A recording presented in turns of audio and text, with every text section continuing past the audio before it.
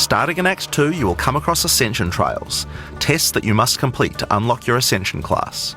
We'll explain these trials soon, but first let's take a look at what Ascending can do for your character. Each class has access to 3 Ascendancy classes, but at the start of Early Access, only 2 per class will be available. Ascendancy classes are unique to each character class, so choose wisely. They can drastically affect how you build your character. As a sorceress, you could become a Storm Weaver, a master of the elements. Tempest Caller causes elemental storms to be summoned each time you do a critical hit with a spell. With Strike twice, you can stack 2 copies of Shock for more damage, and going deeper into the tree, you can make all your damage types apply Shock.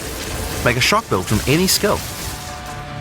Alternatively, you could become a Chronomancer and command time itself. She literally has the ability to stop time with Time Freeze. Not only that, but she has many other time manipulation abilities.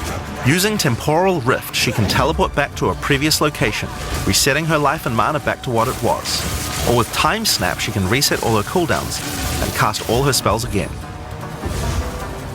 On the Warrior, you can choose between the Warbringer or the Titan. The Warbringer channels the might of his ancestors to gain tremendous power. Using Answered Call, you can summon ancestral spirits linked to each of your totems. With Jade Heritage, you can encase your body in a protective layer that absorbs all damage until it breaks.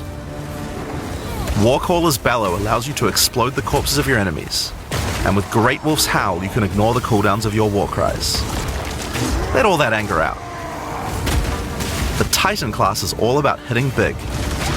With Earthbreaker, every slam is a chance to create an aftershock. With Crushing Impacts, every hit becomes a crushing blow, which will allow you to stun your enemies with ease. With Surprising Strength, you can take advantage of stunned enemies to deal 40% more damage. As a ranger, you might choose to be a Deadeye, an expert markswoman who can take down foes with style. With Endless Munitions, every attack gains an extra projectile. With Gathering Winds, she gains a small increase to movement speed with every attack, but be careful, she loses them when getting hit. With Eagle Eyes, she will never miss, allowing you to stop wasting all those passive points on accuracy. Alternatively, you could become a Pathfinder, the master of flasks and poison. She can choose from one of several throwable concoctions, allowing her to spend her flask charges to throw explosive bottles that deal various types of damage. A bleeding concoction will make your enemies bleed, while a fulminating one can shock your enemies, allowing you to do extra damage. Contagious Contamination allows her to spread poisons between her foes, while Overwhelming Toxicity doubles the number of stacks they can be infected by.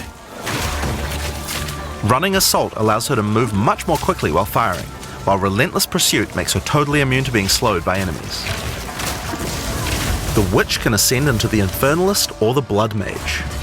As an Infernalist, she can summon a loyal Hellhound companion. The Hellhound sets enemies on fire, as well as taking a percentage of the damage if the Infernalist gets hit. With Pyromantic Pact, you can turn your mana into Infernal Flame. As you cast more spells, the flame builds up, and if it overflows, you'll take damage. Using Bringer of Flame, you'll want to make sure you keep the flames topped up. While your Infernal Flame is above 30%, all damage from you and your minions will ignite enemies. She can also transform into a literal demon. While in demon form, she takes an increasing amount of damage, but her cast speed and damage increase rapidly as well.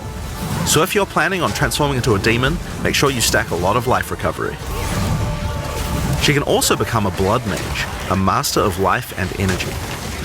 All Blood Mages must pay the price of making skills cost life as well as mana, but in exchange, every monster they kill will drop life remnants, which allow them to quickly gain back that life. With Crimson Power, she can gain large amounts of extra life, and with Vitality Siphon, she can use her spells to leech life back as well.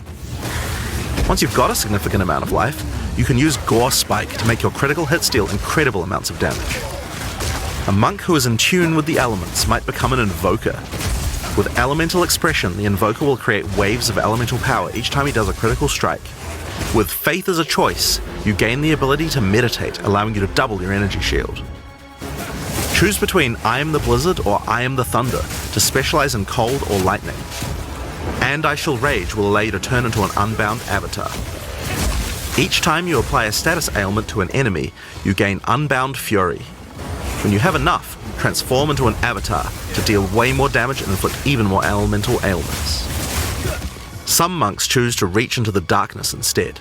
The Acolyte of Chayula can exchange their mastery of spirit for darkness, a resource that can be utilized to both absorb and deal damage. The Shroud of Darkness will protect you from all damage incoming, but if you take Grasp of the Void, you will deal extra chaos damage from all the darkness you have. Their Dark Pact offers greatly increased resistances to chaos damage and can allow their mana leech to not only happen instantly, but apply to their energy shield as well. Another node you can take is Waking Dream, which allows you to see into the domain of the Breach Demons. There you will see the Flames of Chayula that can be taken to gain life, mana, and damage. The Mercenary has a job to do, but which job suits you? You might choose to become a Witch Hunter. Obsessive Rituals will give you a sorcery ward, allowing you to defend yourself against elemental hits in exchange for less defense against attacks. With Zealous Inquisition, your enemies have a 10% chance to explode on death. The chance is doubled against demons and undead. With Judge, Jury, and Executioner, your initial hit against enemies can deal up to 30% of their life and damage, if you're lucky. This is great for hunting powerful bosses.